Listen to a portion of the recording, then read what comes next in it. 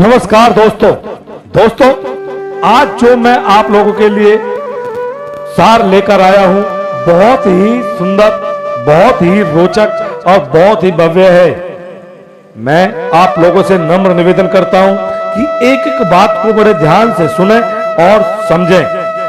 आज की कथा अथवा सार जो मैं आप लोगों के सामने प्रस्तुत करने जा रहा हूं वो है कि क्या इंसान को भगवान भरोसे बैठना चाहिए या नहीं।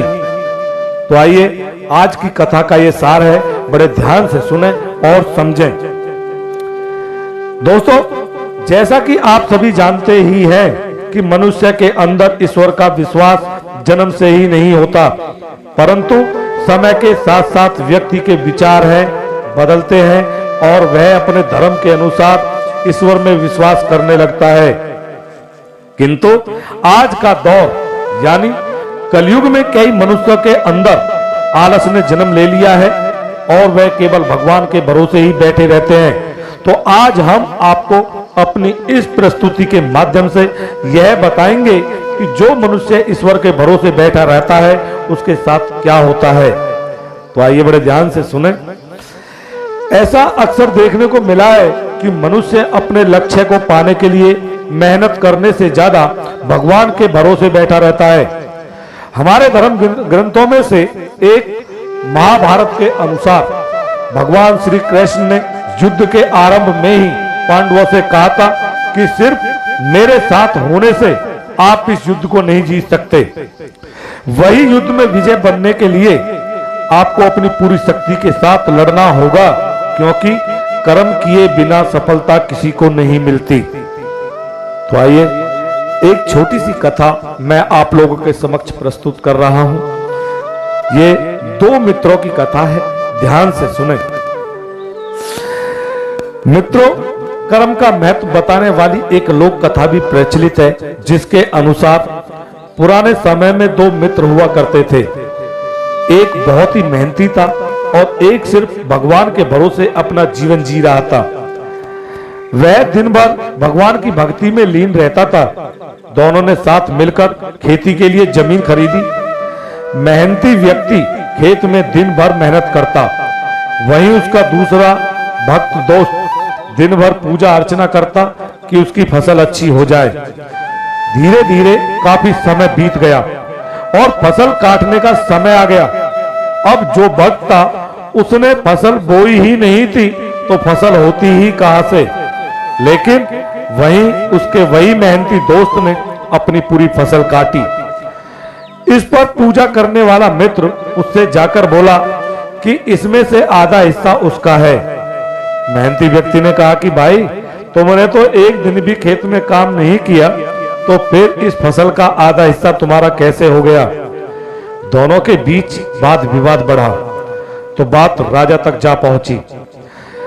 राज्य के राजा ने दोनों मित्रों की बात सुनी और कहा कि मैं तुम दोनों को एक एक बोरी गेहूं दे रहा हूं। कल जो भी आदमी पूरा करके इस गेहूं को साफ करके लेकर आएगा वही इस फसल का मालिक होगा। इसके बाद दोनों मित्र अपनी अपनी बोरी लेकर घर पहुंचे। पूजा करने वाला ईश्वर के सामने बैठ गया और प्रार्थना करने लगा कि उसकी गेहूं की बोरी साफ हो जाए। वहीं मेहनती व्यक्ति बोरी से गेहूं निकालकर उसे साफ करने लगा और पूरी रात लगाकर उसने गेहूं भी साफ कर दिए। अगले दिन दोनों मित्र राजा के दरबार में पहुंचे। मेहनती व्यक्ति के गेहूं साफ थे और उनमें से सारा कचरा निकाल दिया गया था, जबकि भगवान की भक्ति करने वाले इंसान की बोरी जस की तस थी। इस पर राजा ने उस भक्त से कहा कि देवी देवता भी उन्हीं लोगों की सहायता करते हैं जो खुद मेहनत करते हैं। तुमने रात भर भक्ति की लेकिन मेहनत नहीं की, जबकि तुम्हारे मित्र ने मेहनत की और गेहूं का कचरा साफ किया। तुम भी मेहनत करते तो तुम्हारे गेहूं भी साफ हो गए होते। तब जाकर भक्ति में लीन रहने वाले मनुष्य को राजा की पूरी बात अच्छे से समझ में आई, जिसके बाद दोनों मित्र खेती में बराबर से मेहनत करने लगे और उन्हें उनकी मेहनत का फल भी मिला। उनकी फसल काफी अच्छी हुई। तो दोस्तों, इस कथा के माध्यम से हमने समझा कि भगवान भरोसे बैठे रहने से कुछ भी नहीं मिलता, और अगर आप अपने जीवन में सफलता प्राप्त करना चाहते हैं तो आपको कुछ बातों का ध्यान रखना होगा। जैसे क्रोध पर काबू रखें।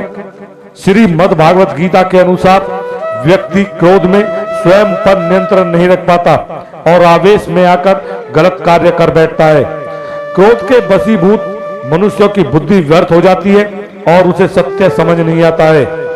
इसलिए अपने अहित कर्म से बचने के लिए इंसान को गुस्से को खुद पर हावी नहीं होने देना चाहिए।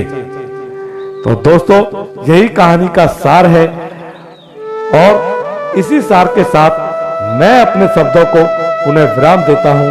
जय श्री राम, जय श्री राम, जय श्री राम।